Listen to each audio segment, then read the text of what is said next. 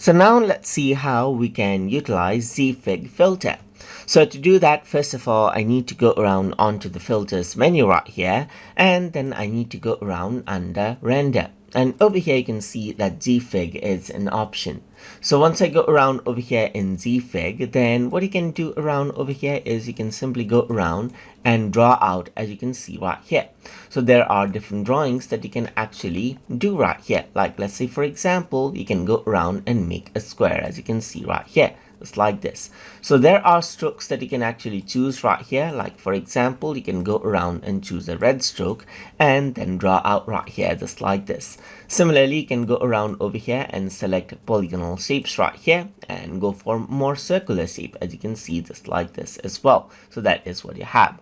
So there are different shapes that you can actually go around and bring in right here, just like that. So if I were to go around over here, you can see that there are other type of shapes as well that you can go around and then draw around. So all these right here are actually shapes, as you can see right here.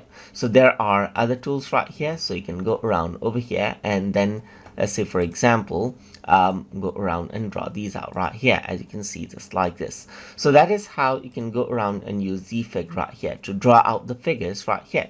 You can also go around and utilize, let's say for example, color fill right here. So let's say for example, I'm going to go around and then go for red fill. Then what happens is that it goes more like a red fill.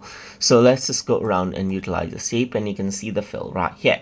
You can also go around for a pattern fill right here. You can go for a shape gradient fill right here, vertical fill, and so forth right here as well. You can also go around, so grid for option, and utilize the snap to grid feature over here as well, so that whatever you draw, it snaps onto grid just like this. So this is how you can utilize Gfig inside of GIMP. So hope you guys learned something as always. And as always, please like, comment, share, and subscribe.